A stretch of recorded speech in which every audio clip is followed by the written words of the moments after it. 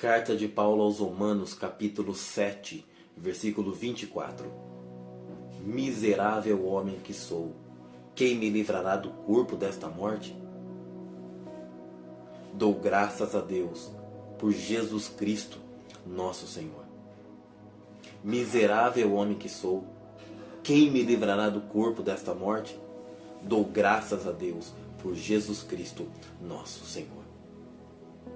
O apóstolo Paulo aqui, escrevendo para os irmãos de Roma, ele fala algo muito interessante: o corpo desta morte. Alguns historiadores, alguns comentaristas, eles vão dizer que numa era próxima, os etruscos, numa era pré-Roma, eles tinham algo que era muito cruel, um castigo, especialmente para assassinos, na forma dolosa, ou seja, quando há intenção de matar. O que eles faziam então, pegava ali aquela pessoa, o assassino, amarrava aquele corpo que ele tinha matado nele. Para onde quer que a pessoa caminhasse, para a direita ou para a esquerda, quando fosse dormir, quando fosse levantar, ele carregava esse cadáver em si. Essa prática, a necroforia, trazer sobre si um cadáver, fazia com que a pessoa tivesse um sofrimento absurdo. Imagine você, o cadáver se decompondo, ali as bactérias, todos os fluidos do corpo saindo, e ele não podia se desfazer daquilo, por algumas razões óbvias. Primeiro, porque a amarração feita era muito boa, e segundo, porque tirar o corpo ali era como se ele estivesse anulando a punição, e ele seria gravemente castigado. Então o que acontecia, conforme o tempo ia passando, ele não conseguia dormir direito, ele não conseguia beber água direito, e principalmente, ele não conseguia comer. E ele sofria muito pela questão da fome. Fora as infecções, fora os problemas que eles poderiam ter no sentido imunológico. Pensa uma pessoa que vai ao banheiro fazer necessidade, olhava ali e sentia aquele corpo em decomposição perto. Eu não sei se você teve uma oportunidade assim, de estar perto de uma pessoa. Eu já tive algumas oportunidades de adentrar um ambiente assim, um SVO, Serviço de Verificação de Óbito, mas principalmente me refiro agora ao Instituto Médico Legal, por fins profissionais, é verdade, mas quando tem um corpo em decomposição é muito complicado, especialmente quando ele não é tratado com formol. Nas universidades, quando as pessoas têm aula, o corpo ele é tratado, então ele não exala tanto cheiro assim, mas quando uma pessoa morre, eles têm um apelido dizendo que o corpo ficou podre. Eles falam o podrão. Ele exala um odor que dificilmente a gente consegue ter alguma coisa parecida na natureza. Então essa pessoa que assassinava alguém de maneira dolosa, ela carregava o morto. Ela não conseguia nem pensar direito, não conseguia respirar direito, ficava doente, ficava com sede, com sono e principalmente com fome. Era uma pena crudelíssima. Era uma pena que chegava a ser sombria e para algumas pessoas satânica. Era um recado: olha, se você fizer isso, você vai carregar o corpo dessa morte.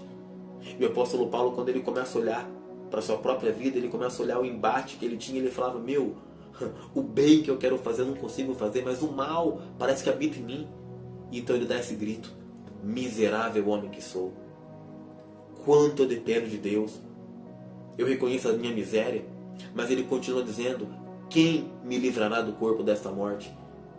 Lembrando, não tinha como, porque estava amarrado na pessoa. Não só estava amarrado, mas como se ele tirasse, ele mandaria um recado ali para as autoridades: ó, eu estou anulando a sentença. Ele não poderia fazer isso.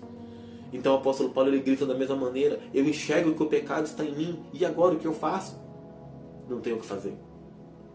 É assim, são essas cores. Eu entendo que muitas pessoas têm conversado com algumas delas, elas falam: eu não tenho força. Eu reconheço que eu tenho fragilidade, eu reconheço que eu não estou no caminho correto, mas eu não consigo me levantar. O que eu faço? Pois bem, o apóstolo Paulo responde também: ainda bem. Ainda bem que tem essa resposta no versículo 25. Dou graças a Deus por Jesus Cristo, nosso Senhor. Não tem outra forma, não tem outro jeito. Nós só conseguimos então agora trocar de natureza. O apóstolo Paulo chega a dizer o seguinte: tá bom, já que é assim, ok, o corpo foi morto sim por causa do pecado, a lei apontava nessa direção, então nós morremos para a gente nascer de novo. É verdade que algumas marcas parece que ficam ainda, e que a gente ainda briga contra o pecado, que ele tenta nos separar da presença de Deus, mas agora, nascidos de novo, com o Espírito Santo, nós somos mais do que vencedores. Essa é a ideia paulina.